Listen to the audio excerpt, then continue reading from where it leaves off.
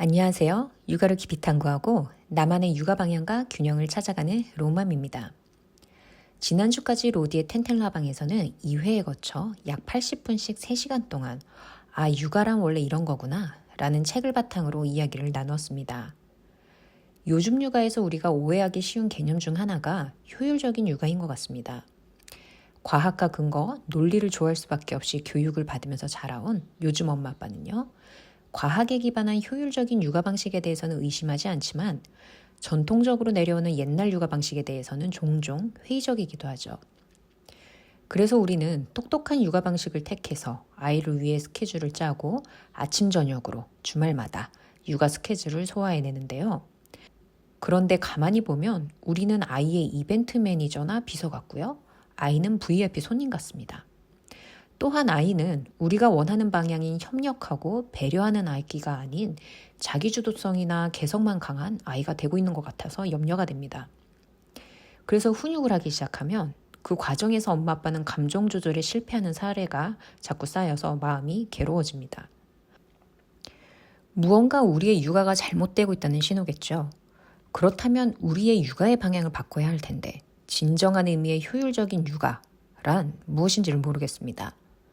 아이를 친절하고 협력할 줄 아는 그런 인성과 능력을 가진 아이로 키우기 위해서는 어떻게 해야 될까요? 그 힌트를 지금 로디의 텐텔라방을 들으시면서 찾아보시기 바랍니다. 그럼 로디의 텐텔라방 시작하겠습니다. 하지만 이들 문화권에는 온날 서구권, 우리가 전 시간에도 말씀드렸죠. 여서 말하는 서구권을 우리가 좀 더 통넓게 해석을 해서 선진 문명의 혜택을 받은 나라들, 이제 한국도 그 안에 포함이 될 텐데요.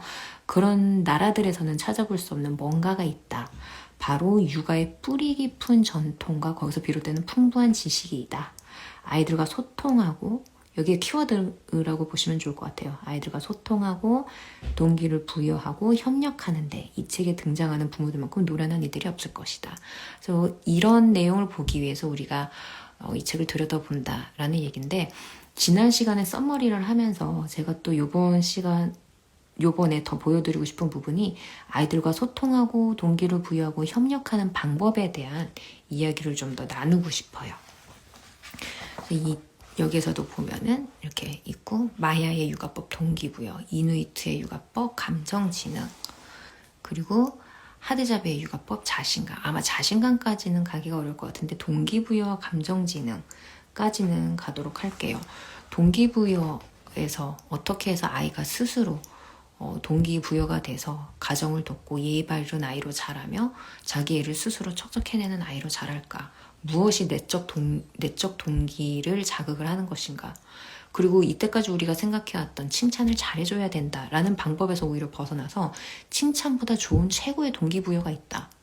그거를 잘해도 아이들은 내적 동기를 가지고 스스로 움직인다. 그게 과연 뭘까? 여기를 조금 들여다볼 거고요. 이유식 야근 중이시군요. 네, 길어만 들으세요.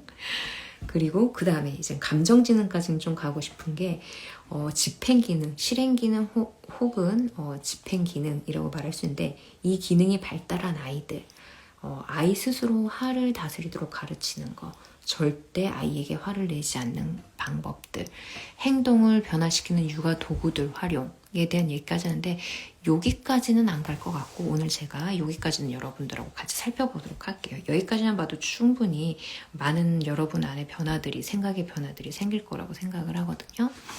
자, 그럼 지난 시간에 무슨 얘기를 했을까? 이상하고 황량한 오늘날의 육아에 대한 얘기를 했었어요. 어차피 여러분도 기억 안 나죠? 지난주에 뭔가 되게 좋은 얘기를 했던 것 같은데 그게 무슨 얘기였지? 그걸 한번 쓱 얼른 지나가 볼게요. 자, 마야인의 작은 마을을 갔는데 이 마을의 아이들의 주의 집중력, 주의 집중 지속 시간이 엄청나더라. 이 부분이 도대체 어떤 부분 때문에 그럴까라는 부분에서부터 이들의 육아에 관심을 가지기 시작했는데, 근데 이 마야 엄마들의 육아를 한번 지켜봤더니 그들의 육아는 그냥 넓고 고요한 강 위에 떠있는 기분이다.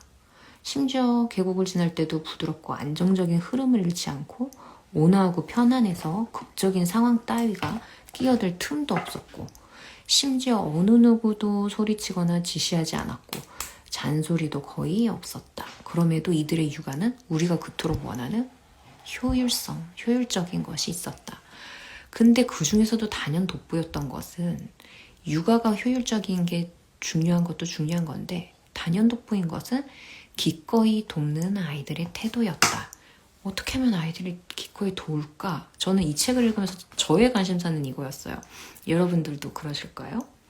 기꺼이 돕는 아이들의 태도, 그 동기는 어디서 시작이 되는 걸까?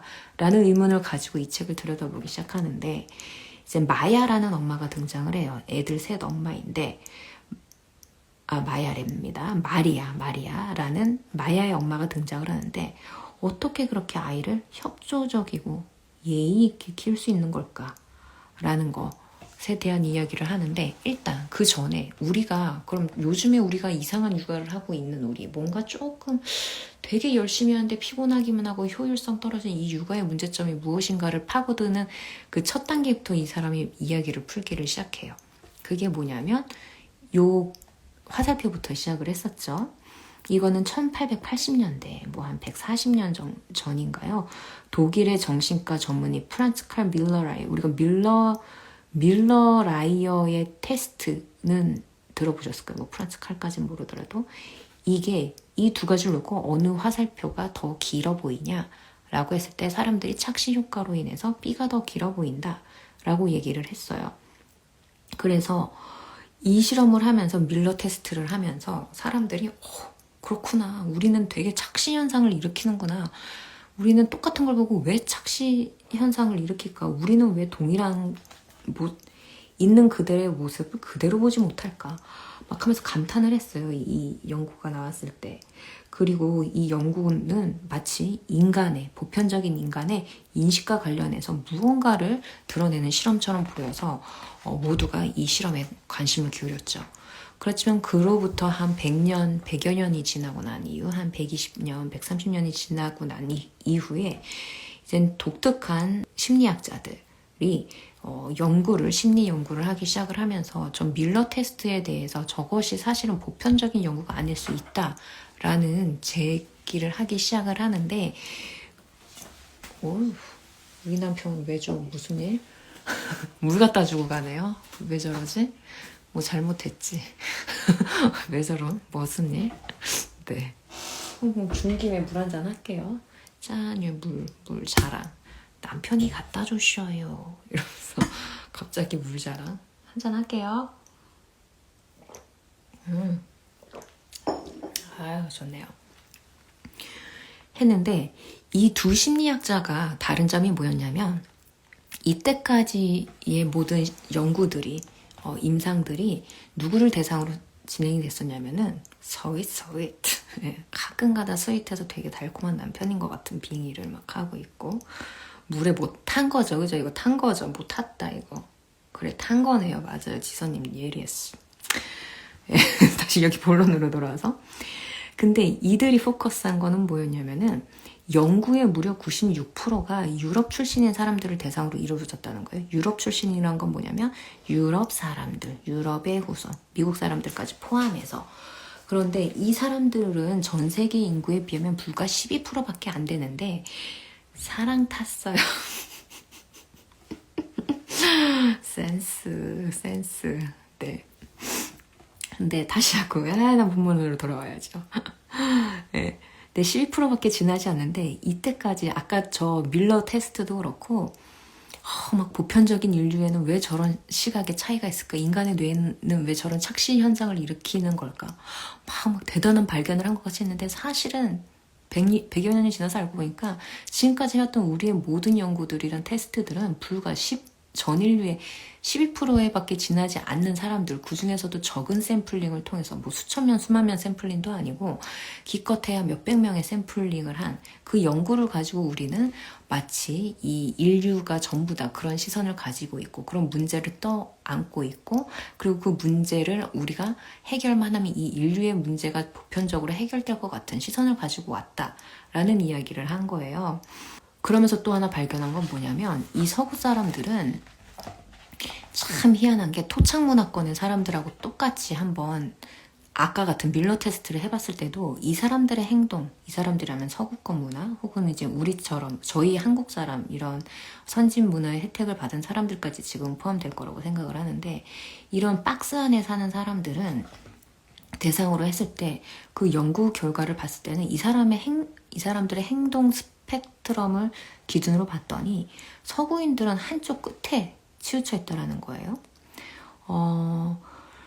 근데 토착 문화권 사람들은 이 행동 스펙트럼 기준을 봤을 때 이 가운데에 몰려 있었다라는 거죠. 그 말은 뭐를 얘기하는 거냐면은 서구 사회 사람들은 인류를 대변할 보편성이 가장 낮은 축에 속한다 라는 것을 말해준다고 얘기를 하는 거예요. 그래서 이런 보편성을 대표하기 어려운 서구인들을 대상으로 해온 연구들을 가지고 우리가 이때까지 지난 100여 년간, 지난 100년간, 200년간 와 대단한 걸 발견했다고 전 세계가 떠들어댔다라는 이야기를 하면서 그러니까 사실은 서구 사람들은 weird하다, W-E-I-R-D, 이상하다라는 단어를 만들어냅니다. 이거 누가 애기가 타이핑을 하나 봐요, 또 누가. 네. 그러면서 무엇의 약자냐? weird는 W, western, 서구의 educated, 교육받은, industrialized, 산업화된, rich, 부자의, democratic, 민주주의의 이런 사람들은 결국 이 보편적인 사람들의 이 끝단에 있는 사람들, weird한 사람들이다 라고 정의를 합니다. 그리고 우리는 이 weird한 사람들을 보편적인 사람이라고 생각을 하면서 그 연구 결과를 따라서 미국뿐만 아니라 이젠 한국 그리고 좀 더 선진문화 혜택을 받은 사람들이 그들의 연구 결과에 베이스한 육아 방법을 가져다가 적용을 하고 그리고 그것이 마치 온 인류의 뭐라고 하나요? 육아 방법인 것처럼 착각을 하고 살게 되었다라고 이제 설명을 하지요. 여기서 이 이야기를 제가 다시 한번 길게 하는 이유는 우리의 사고를 다시 한번 깰 필요가 있기 때문에 드리는 얘기예요. 그러면 아까 그런 선 하나 가지고 그 화살표 하나 가지고도 그렇게 착시 현상을 일으키는 사람들을 중심으로 한 연구 그런 사람들인데 이런 사람들이 이보다 훨씬 복잡한 심리적인 절차가 포함이 되어야 되는 그런 연구나 생활 패턴에서는 실질적으로 얼마나 더 잘못된 결과를 도출할 수 있었을 것인가 라는 데 이제 합리적인 의심을 품기를 시작을 했습니다. 그래서 우리의 육아 철학이나 아이들의 행동을 바라보는 방식의 문화는 실질적으로 어떤 식으로 관여하고 있을까 그리고 자녀를 키우는 보편적인 방식이라고 생각해온 일들이 사실 서구 문화가 창조한 착시 현상에 불과하다면 어떨까라는 이제 의문을 던지면서 시작을 합니다. 계속 반복해서 얘기를 하죠. 서구의 육아 방식이 생기지는 불과 100년 남짓이며 그 중에는 몇십 년이 지나지 않는 것들도 있고 이 방식들은 어떤 식으로든 세월의 검증을 거치지 못한 게 사실이고 그런데 인류학자 데이비드 랜시라는 사람은 또 뭐라고 얘기를 하냐면 우리가 하는 행위 중 지금 행위라고 하면 우리가 하고 있는 다양한 그 육아 방식들 중에서는 행위 중에 40에서 50까지는 다른 문화권에서는 찾아볼 수가 없는 것들을 하고 있다라고 인류학자 데이비드 랜시가 얘기를 했다고 해요. 예를 들어서 질문을 던지는 거예요. 이때까지 우리가 맞다고 생각하고 해온 이 모든 행동 양식들 칭찬은 과연 아이들에게 동기를 부여하는 최고의 방법일까? 아이들을 끊임없이 자극하고 막 오감자극 이런 거야? 즐겁게 해주는 게 부모의 의무일까? 언어는 어린아이와 소통하는 이상적 수단일까? 설교를 늘어놓는 게 아이들을 가르치는 최고의 방법일까? 이 같은 서구권의 발상 중 상당수가 육아를 더 힘들게 만들고 심지어 아이들의 본능에 거스르는 경우도 많다고 인류학자 데이비드는 말을 한다고 해요. 약간 이제 우리의 이 박스, 우리의 사고의 틀을 한번 우리도 흔들어 볼게요. 책을 보면서. 불과 2-3천 년 전까지 유럽인들은 그리고 지금의 그러니까 미국인들의 조상이기도 하죠. 유럽인들은 오늘날 다른 문화권의 사람들처럼 여러 세대가 친밀하게 어울려 사는 대가족 형태를 유지를 했고 그에 따라 집은 방가문이 여럿인 구조로 되어 있어서 친구 일구는 물론 이웃과 친구도 수선 떨지 않고 그냥 드나들 수 있었다. 한편 아이들은 저번 시간에도 말씀드렸다시피 이게 키워드죠. 자율적인 생활을 영위를 했다. 자율성이 있었다. 지금 우리가 말하는 자율성이란 것과는 사실 더 상상할 수도 없을 폭의 자율성이라고 생각을 하시면 돼요. 그거에 대해서 이제 이 뒤에서 계속 책을 보면서 우리가 알게 될 건데, 자율적인 생활, 자율성이 있었다라고 이야기를 합니다. 그럼 왜 핵가족이 됐을까? 핵가족에 대해서 문제가 뭘까? 막 이런 얘기를 지나서, 자, 그 다음으로 넘어와서 읽어보면, 우리는 왜 아이를 이렇게 키우는가? 이렇게 키우는 게 뭐냐? 세 가지로 한번 정리를 해보면, 장난감, 집안이 터전하게 집에 넘쳐나는 모든 이 장난감, 육아의 산업화를 이루기 위해서 100여 년 전에 어떤 전단지들로부터 시작돼서, 그 전단지가 뭐냐면, 예전에 이제 전쟁 때도 그렇고 이제 점점 산업이 발달이 되면서 병원에 이제 밀려 들어온 아이들을 이제 간호사가 수많은 아이들을 케어를 했어야 되는데, 그때 그 수많은 아이들을 케어하는 방법을 어떻게 케어할 것인가. 한 명이 뭐 애들이 울 때마다 먹일 수도 없고, 애들이 울 때마다 안아서 재울 수가 없기 때문에 그때 패턴이라는 게 생겨나기 시작을 합니다. 수유 패턴, 수면 패턴, 이런 것들을 당시에 남자 의사들이, 100여 년 전에 미국의 남자 의사들이 이제 적정한 어떤 지침을 간호사들에게 내려요. 그래서 그 간호사들이 수십 명의 아이들을, 신생아 아이들부터 어린아이들을 돌봐야 되기 때문에 그 의사들이 내린 수유 지침, 수면 지침에 따라서 아이들을 돌봅니다. 그 방법들로 해오던 것들이 미국에서는 수십 년간, 그리고 뭐 수만 명의 아이들을 통해 이 방법이 가장 효율적으로 증명됐다라는, 이렇게 카더라 통신처럼, 뭐 완전히 카더라는 아니지만 약간 카더라 통신처럼 이렇게 전해져 내려오면서 보모와 간호사를 통해서 그런 수면 방법, 수유 방법들이 세틀이 되기 시작했어요, 미국에서.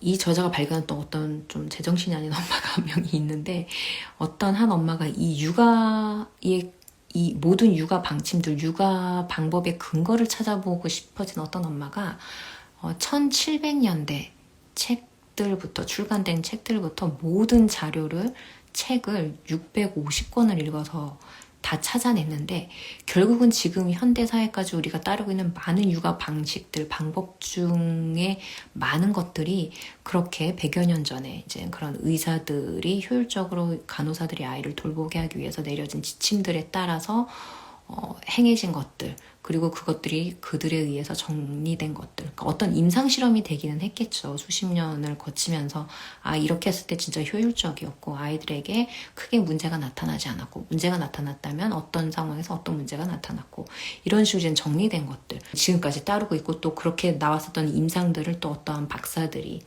또 수면교육 전문가들이 또 더 연구를 하고 또 임상을 하고 추적 관찰을 하면서 또 책을 만들어내고, 그렇게 하면서 이제 육아 방법들이 세틀이 된 경우가 많이 있다라고 발견해냈어요. 근데 과연 이 몇십 년 동안 해왔었던 이 방법이 과연 진짜 문제가 없는가? 사실 육아라는 것은 수세대를 걸쳐서, 뭐 한두 세대가 아니라 막 진짜 수천 년, 심지어는 수만 년을 거쳐서 이제 세월의 검증을 받아서 내려오면서 학습되어져야 되는 것인데, 이렇게 한두 세대를 거치고 많은 임상을 거치지도 않고, 심지어 그게 서구권 문화에 위열된 사람들을 대상으로 한 그 연구 결과에 비춰서 나온 것들을 우리가 다 육아 방법에 적용을 하고 있으니, 이게 과연 제대로 된 방법이라고 말할 수 있겠느냐라는 의문을 제기를 한 거예요. 근데 이제 그렇게 또 내려올 수밖에 없었던 게, 육아의 산업화가 이루어져야만 했기 때문에 또 그런 방식이 내려올 수밖에 없었다라는 거죠. 그래서 육아의 산업화가 되면서 세 가지, 지금까지 우리가 하는 모든 육아 방식의 행동 패턴이 크게 세 개가 자리 잡았는데, 육아 전문가들은 학교나 집에서 블록을 이용해 건축기술뿐 아니라 질서를 가르쳐야 하고, 보드게임을 통해 기획과 전략의 힘을 기를 수 있도록 해야 한다고 주장하기 시작했고, 몇십 년 후에는 산업혁명의 영향으로 장난감, 인형, 퍼즐과 책 등 수많은 아이템을 대량 생산할 수 있게 되면서 부모에게 아이가 집안일이나 가업을 돕는 대신 놀게 해주라고 조언을 하면서 중산층 가정이 장난감으로 폭발할 지경에 이르렀다. 이제 좋은 부모는 아이가 종이와 나무로 자기만의 장난감을 설계하도록 내버려두는 대신 새로 출시된 연, 무기, 인형, 장난감, 먹거리 등을 부지런히 사다 나른다. 놀랍게도 서구 육아의 핵심 요소와 관련된 이 같은 패턴이 반복되는 것을 볼 수 있다. 그렇죠. 지금 이거 우리가 하고 있는 것 중에 하나죠. 그리고 또 두 번째 포인트는 뭐냐면 우리가 하고 있는 게 뭐냐면 배움의 향연입니다. 끊임없는 자극을 통해서 아이들의 발달을 촉진시켜야 한다. 이제 4살 배기 아들과 쿠키만을 만들어서는 더 이상 부모로서 소임을 다했다고 말할 수 없다. 수학도 직접 가르치고 산책은 이미 과학 활동이 됐고 잠자기 전에 책 읽어주는 건 아이의 어휘력 테스트를 기회로 자리 잡았고 아이들을 끊임없이 자극하고 훈육하며 가르쳐라. 1960년대 육아 전문가들은 죄책감, 수치심과 두려움을 이용해 미국 부모들에게 이런 이 같은 새로운 과업을 부여를 했다. 그런데 이게 이 육아 방식 초강력 접착제라도 바른 듯 미국 문화와 일체가 되어버렸고 이것을 지금 저희도 따라서 하고 있죠. 미국의 연구 결과에 의하면 미국에 의하면 선진된 미국에서 뛰어난 인재를 배출해낸 미국의 문화에 의하면 이라는 말을 달고 한국으로 스며들어 왔죠. 이런 것들이. 그 다음에 또 우리가 세 번째로 하고 있는 게 끝없는 칭찬 세례죠. 여기 저자가 기자인데 자기 딸한테 막 딸 이름이 로지예요. 로지한테 막 습관적으로 칭찬을 해준대요. 와, 알을 그렸네, 멋지다. 테이블에 포크도 다 놔주고 잘했어. 오마이갓, 혼자 신발을 신는데 즐거운 댄스 타임. 네, 우리 하고 있죠, 이거. 네, 이런 문화를 지금 우리가 영위하고 있습니다. 근데 이 여자가 현타가 왔어요. 나는 왜 이러고 있는가?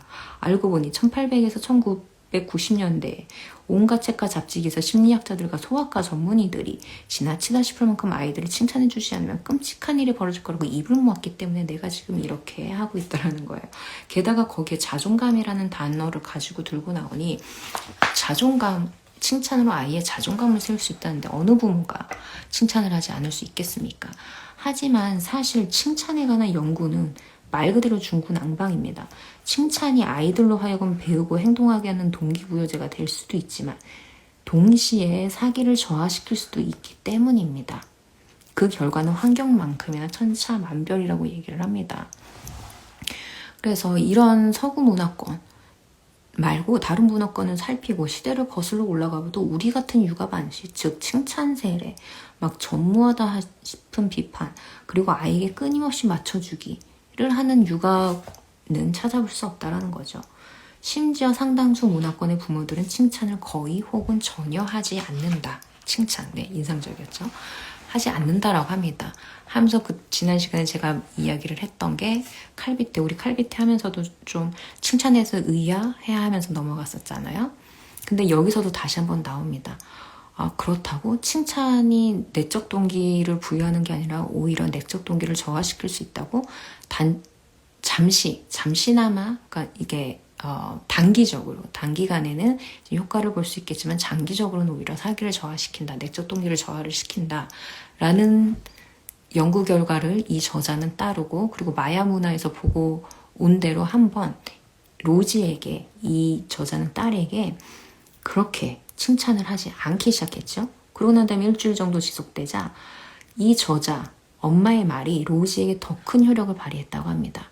내가 뭔가의 반응을 보일 때마다 아이는 더 세심하게 귀를 기울였고, 칭찬이나 피드백을 끊임없이 해줄 때는 정작 중요한 말이 묻혀버리기 일쑤였는데, 그랬는데 의미 없는 말이 사라지자 로지는 진짜 드려야 할 말이나 도와줘야 할 일을 더 잘 이해하게 됐다.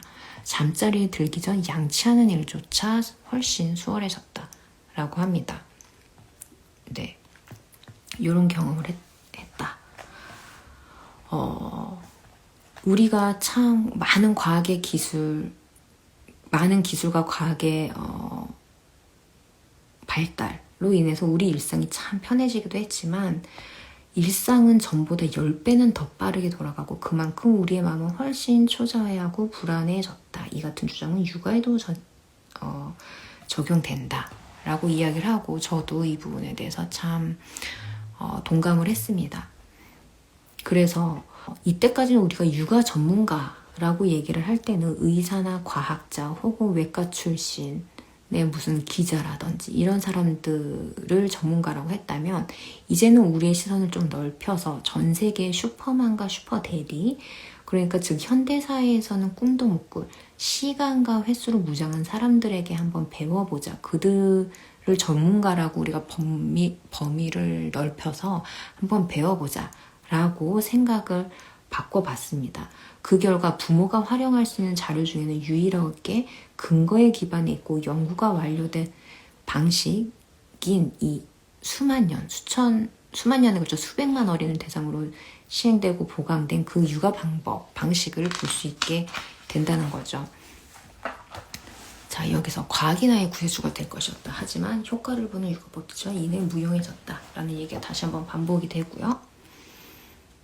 그리고 육아 연구에는 한 가지 큰 문제점이 있었는데 무력함. 정확히 내가 엄마로서 느끼는 감정이다.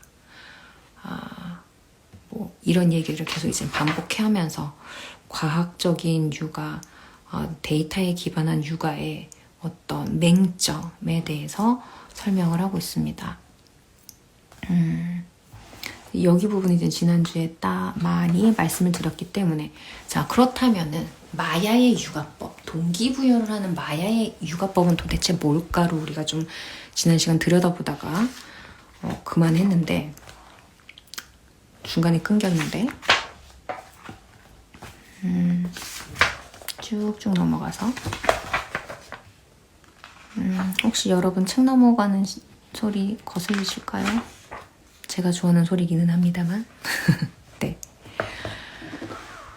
이 마야 사람들은 아코메디도라고 얘기를 해서 우리가 이제 어떤 과학이나 수학의 공식을 적용해서 막 아이들을 가리키듯 이 마야 문화권의 마야 사람들은 아코메디도를 가르친다고 해요.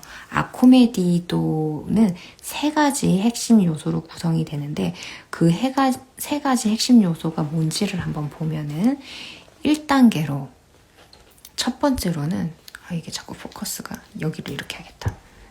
네. 첫 단계로는 유아 도우미를 존중하라 라고 얘기를 합니다. 나는 지금 말을 잘 못해. 유아 도우미란 누구를 얘기하냐면요. 지금 말을 잘 못하지만 시끄럽기 짝이었고 제대로 걷지도 못하는 1세. 지금 여기는 만 기준으로 여러분 보시면 돼요. 괜찮아요. 감사합니다. 네. 1세에서 만 1세에서 4세 아이들을 말하고 있는 건데요. 보통은 도움이 되기보다 곤란하게 만들기 마련인 작은 인간들을 말합니다. 마야 엄마인 마리아는 이렇게 어설프고 어린아이야말로 도울 줄 아는 성인을 키우는 씨앗이라고 말을 한다고 해요. 이런 말도 너무 그냥 지혜가 풍풍 묻어나는 말들이어서 그냥 저는 읽으면서 너무 사랑스럽고 감탄이 되는 표현들이었는데요. 이렇게 어설프고 어린아이야말로 도울 줄 아는 성인을 키우는 씨앗이다 라고 얘기를 했다고 해요. 그래서 이 마야 엄마는 뭐 또르띠아를 만들 때도 청소할 빗자루를 청소할 때도 다 직접 해보게 한다는 거죠. 그래서 도움이 되냐라고 물어봤더니 도움이 되고 안 되고는 상관이 없어요. 중요한 건 알렉사는 이 집 아이인데요. 어떻게든 돕고 싶어 하고 난 그걸 허용해 주는 것 뿐이니까요. 여러분 한번 생각해 보면 아이가 나를 돕겠다고 할 때 오케이 그거를 허용해 주는 거. 그 허용해주고 아이가 하는 것을 지켜보고 뒷수습을 하고 아이가 그 자리를 이젠 그만할래 하고 떠나갈 때까지 지켜보는 그 시간이 상당히 길 것 같지만 뭐 끼케야 15분, 5분, 10분, 15분이에요. 길면 15분입니다. 정말. 근데 그거를 허용해 주는 것 뿐이다 라고 얘기를 해요. 이게 유아 도우미를 허용하는 것이라고 보면 돼요. 전 세계 아이들에게선 두 가지 공통점을 찾아볼 수 있는데 첫 번째는 떼 쓰는 성향이라고 해요. 애들은 떼를 쓴다는 거예요. 전 세계적으로 그냥 애들은 떼를 쓴다. 그리고 두 번째로는 신기하게 돕고 싶어 한다. 이 유아 아이들은 돕고 싶어 한대요. 우리 아이들 여러분 키워보시면서 뭐 돌만 돼도 18개월만 돼도 우리 지금 아이를 키우면서 다 지금 들으시는 분들 모르시는 분 없죠? 아이들인데 돕고 싶어 합니다. 그래서 뭐 이제 뭐 이런 거에 대한 연구들도 다 뭐 그렇다. 진짜 이 말을 서포트 한다 라는 얘기를 하고요. 그래서 이 유아 도우미들을 존중을 하는 게 아코메디도 중에 핵심이다 라고 이야기를 하고, 그리고 이 아코메디도를 서포터하는 또 어떤 심리학자들의 이야기가 있는데, 심리학자들은 자녀가 어릴 때부터, 심지어 걸음마를 시작할 때, 이제 겨우 자꾸 일어선 그 아이들요, 엉덩방아 찢는 걔네들 때부터 가족을 도우며 자라면서도 심지어 걸음을 자라서도 당연히 집안일을 돕는 10대가 될 확률이 높다고 믿는다. 일찍부터 집안일에 참여하면 자연스럽게 스스로 돕는 경지에 이르는 것이다. 그 결과 가족은 물론 지역 사회 내에서도 책임감 있고 기여할 줄 아는 구성원이 탄생한다. 여러분, 요게 한 줄밖에 없어서 그냥 훅 넘어갈 수 있는데 상당히 중요한 얘기예요.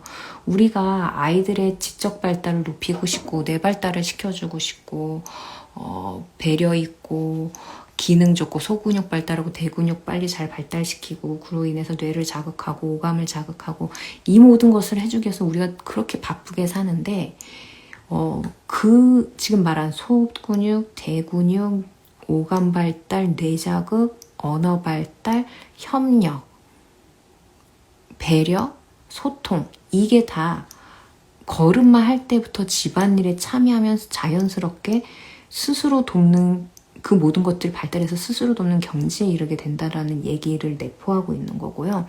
그래서 그 결과 가족은 물론 지역 사회 내에서도 책임감 있고 기여할 줄 아는 구성원이 탄생을 한다고 얘기를 해요. 여러분, 사회생활을 해보면서 느끼시겠지만 가장 문제점이 뭐예요? 요즘 애들은 왜 저렇게? 라고 우리가 라떼 얘기를 할 때, 라떼 얘기하면서 요즘을 비판할 때 뭐라고 얘기하나요? 책임감이 없다. 요즘 애들은 책임감이 없다. 저도 70년대생들한테 80년대생은 책임감이 없다 그랬는데 80년대생이 요즘 90년대생들 보고 책임감이 없다 그러죠. 키워드예요. 책임감이 있고 기여할 줄 아는 구성원이 탄생한다. 이 책임감은 공부에서 발견할 수 있는 게 아니라 그냥 어릴 때부터 이런 교육, 가정교육, 가정에서 이루어지는 행해지는 교육들로 통해서 길러질 수 있는 능력인 거죠. 그거를 키울 수 있게 된다라는 거예요. 유아 도우미를 존중함으로써. 그래서 저는 이게 쓱 넘어가다 보니 이제 엄마들 입장에서 애가 집안일을 도와서 그래서 나중에 그게 뭐가 연결이 되는데 라는 말씀을 하실 것 같아서 짚고 넘어가 드리는 거예요. 근데 이렇게 중요한 집안일인데 돌 때부터 특히 새돌 때까지, 내돌 때까지 너무너무 중요하게 이렇게만 해줘도 되는 건데 돕고 싶어하는 아이의 욕구가 지속적으로 이 시기에 좌절되면은요, 아이들은 자신의 역할이 다른 데 있다고 믿게 됩니다. 계속 놀거나 방해가 안 되도록 비켜주는 게 자기의 역할이라고 생각하는 거죠. 다시 말해서 우리는 자녀에게 아니야, 이건 네 일이 아니야 라고 계속 말하면 아이는 당신 말만 믿고 돕고 싶은 마음을 버리게 된다라고 얘기를 해요. 우리가 그토록 원하는 배려, 돕는 마음, 이거를 그냥 우리의 양육 방식 때문에 알아서 돌 때부터 내돌 때까지 버리고 있다라는 얘기입니다. 그러니까 우리가 유아 도우미를 그 아이들이 돕는 행위를 하도록 그대로 내버려 두고 존중해 주는 것이 얼마나 중요한 일인지를 이거를 읽으면서 우리가 느낄 수가 있겠죠. 그게 아코메디도의 핵심 중에 하나였어요. 그러면 우리 이제 애가 새돌인데 늦었나요? 이런 하는 말들을 봤을 때 여기 써있네요. 부모가 요리하고 청소하는 동안 아이들은 레고를 가지고 놀거나 비디오를 보게 하는 게 엄마들이 하는 거기 때문에, 그렇기 때문에 아이들은 그것이 자신의 역할이라고 믿게 된다라는 겁니다. 그렇지만 다행히 늦지 않았다고 얘기를 해요. 아이들은 몇 살이든 놀라울 만큼 유연하고요. 돕고자 하는 욕구가 강해서 이 같은 패턴이, 이런 비디오 보고 엄마가 청소할 때 애들은 쉬고 그 자리를 비켜줘야 되고 이런 패턴이 구축됐다고 해도 쉽게 바꿀 수 있다고 해요. 특히 유아 때는요. 아이가 몇 살이든 함께 할 수 있도록 이끌어주고 다음의 방식대로만 이끌면 자기밖에 모르던 어린이를 지칠 줄 모르는 도우미로 탈바꿈시킬 수 있다 하면서 이제 9살 여자의 예를 들어서도 얘기를 합니다. 지금 우리는 뭐 2돌, 3돌 안 된 아이들 키우고 있기 때문에 충분히 우리가 지금부터 우리의 방식을 바꾸면 우리가 진짜 반대로 우리가 원하는 것과는 반대의 방법으로 아이를 키우고 있다는 걸 우리가 정확히 깨닫고 그럼 우리의 행동 양식을 어떻게 패턴을 바꿔야 되지? 라는 고민을 하는 게 지금도 전혀 늦지 않았다라는 얘기를 하는 거죠. 그래서 이제 돕는 습관을 만들게 하는 것. 요거는 같이 우리가 라방하니까 제가 좀 더 보여드릴게요. 돕는 아이로 키우는 첫 번째 단계는 단 하나의 문구로 요약할 수 있다. 해보게 해라. 청소, 요리, 세탁. 세탁까지 어려우면 빨래 개기. 해보게 해라. 당신의 손에서 숟가락을 빼앗아서 아이가 냄비를 휘젓게 해라. 청소기를 두고 카펫을 청소하게 해라. 어릴 때 그야말로 난장판을 만들더라도 자랄수록 조금씩 나아져서 좀 더 크면 굳이 이야기하지 않아도 그 난장판을 치우는 걸 도와줄 것이다. 제가 이런 것도 관련해서 재밌는 프로젝트 또 하나 하고 있는데 이건 또 나중에 얘기 드릴게요. 도와줄 것이다. 여러분이 일단 오늘 요거를 기억을 하시면 됩니다. 그래서 이제 돕는 습관 만들기에 대해서 여기서 책을 0세부터 걸을 때 끊기죠. 괜찮나요? 오케이. 그래서 이제 각각 할 때까지 어떻게 할 것인지에 대해서 이제 좀 정리들이 되어 있는데 또 라방 보니까 여기도 한번 또 보여드려야지. 돕는 습관 만들기 유아기 1세부터 6세까지. 부모가 할 일은 보여주고 격려하며 도움을 요청하는 것이다. 아이가 걷기 시작하면, 두 발이 움직이기 시작하면 도움을 요청할 수 있어요. 전화가 왔던 게 아니고요. 약간 커넥션이 한 번씩 안 좋아요. 네. 그래서 보여주고 그리고 격려를 해요. 칭찬을 하면서 격려하라는 게 아니라 그냥 어떻게 격려하냐면은 도울 수 있게 해라. 간단한 일이라면 한 발 물러서서 아이가 혼자 해볼 수 있게 해주는 게 좋고, 그리고 처음부터 말로 설명해 주는 건 바람직하지 않고 아이들이 어떻게 하는지 지켜보고 더 노력할 수 있도록 격려해라. 크게 실수하거나 일을 더 치더라도, 물을 뒤집었거나 뭘 하더라도 그냥 제대로 할 수 있게 차분히 일러줘라. 아이가 콩을 던져버리기 전에 이건 던지려고 있는 게 아니라고 말해주고 제대로 듣지 않을 때 한 번 더 이야기를 했대요. 만약 아이가 하기엔 너무 어렵거나 위험하더라도 긴장하지 말고 막 호들갑 떨고 싶어도 침착함을 유지해라. 그리고 아이에게 겁줄 필요는 없다. 대신 당신이 일하는 모습을 지켜보라고 말해주어라. 지금 요거는 너무 뜨거워. 너무 위험해. 그러니까 요건 엄마가 한번 보여줄게. 한번 우리 같이 볼까? 이렇게 침착하게 지켜보라고 말을 해주라는 거죠.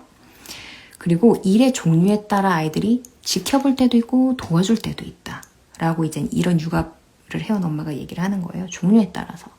이 일을 할 수 있을지 없을지 엄마들은 다 알죠. 아이가 돕는 동안 엄마가 하는 일이 무엇이겠는가. 지켜보고 또 지켜보는 것이다. 그러니까 이제 아이가 뭘 할 수 있는지 없는지를 안다는 거예요. 그렇게 아이가 무언가를 하려고 하면 하도록 격려하라는 행동으로 그냥 조용히 잠잠히 격려하는 거죠. 이거 한번 해볼까? 했어. 너무 잘했어. 이런 격려를 말하는 게 아닙니다, 지금. 그렇게 격려를 해주는 거고, 그 다음에 도움을 또 요청을 해보라고 해요. 협력 교육 과정이라고 지금 역시 미국 사람 저자입니다. 막 이런 단어, definition 하는 거 좋아하죠. 말 만드는 거죠. 협력 교육 과정 나옵니다.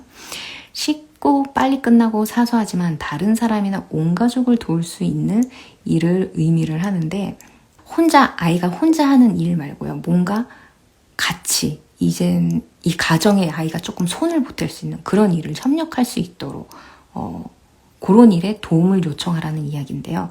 부모와 공동의 목표를 갖고 곁에서 함께 수행할 수 있는 일들을 말해요. 예를 들어서 부모가 쓰레기를 버릴 때 문을 좀 붙잡고 있게 한다든지, 여러분 경험하셨을 거예요. 조금만 아이가 말문만 트이면 엄마가 와서 막 뭐를 하면 쓰레기를 막 정리하고 있으면 애가 와가지고 뭘 하려고 하잖아요. 그럼 엄마가 더러워 만지지 마. 이건 엄마가 할게. 이러면서 엄마가 하고 있잖아요.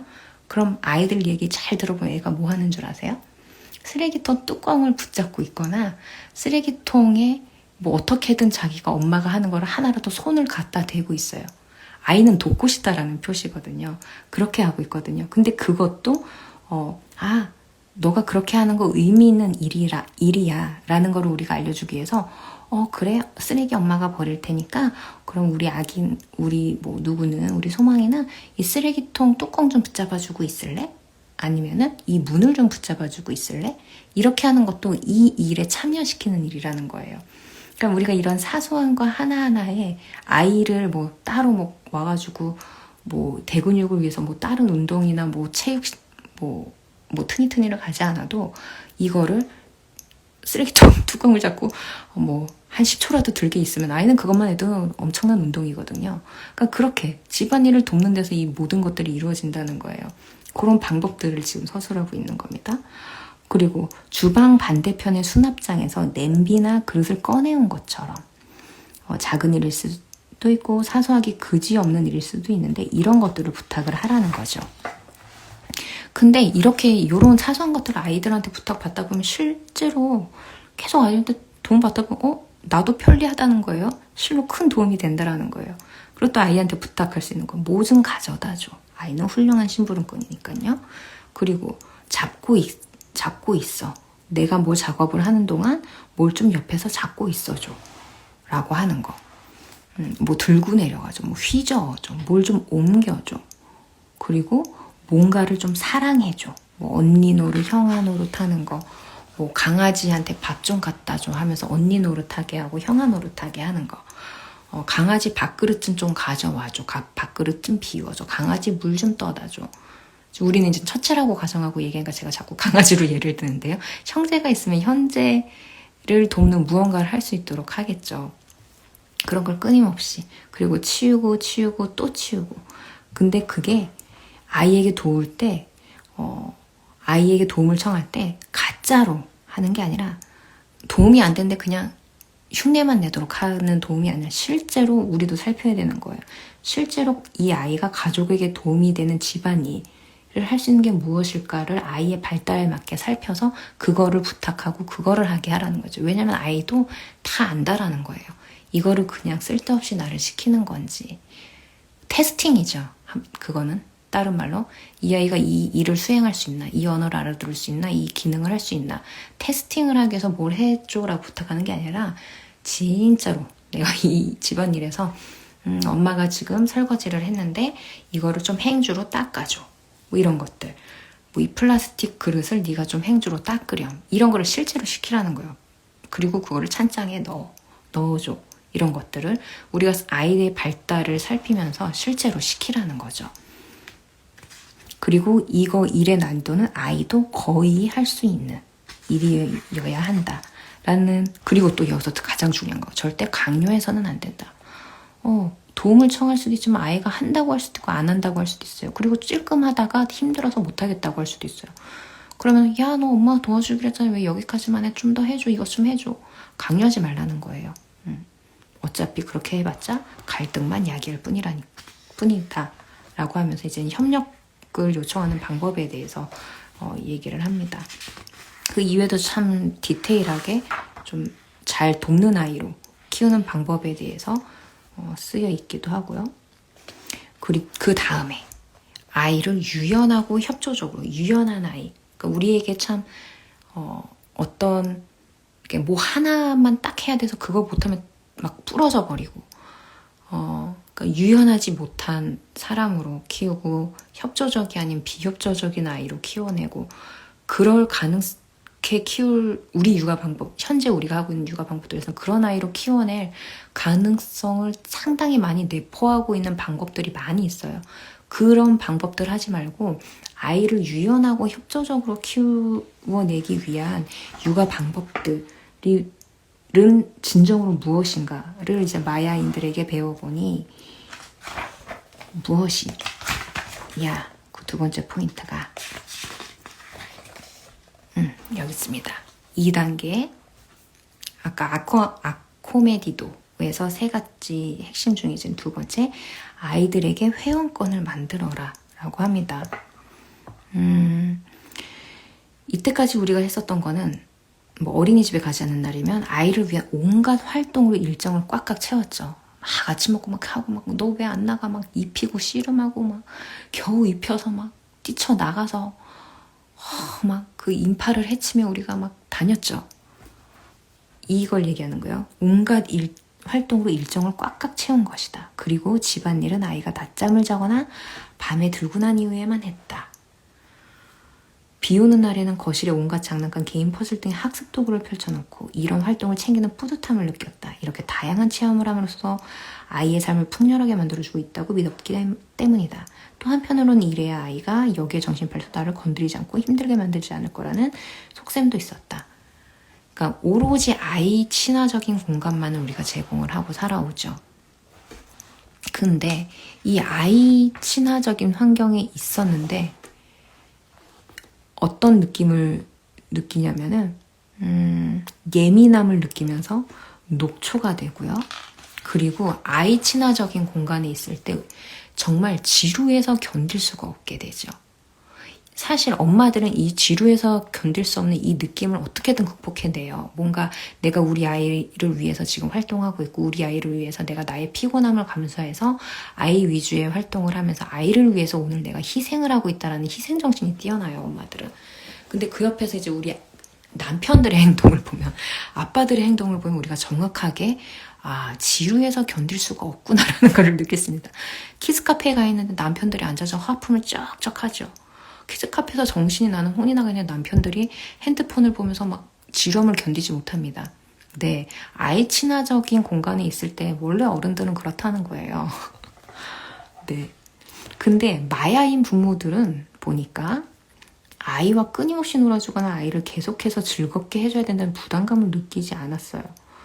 이런 아이 중심적인 생활을 한 게 아니고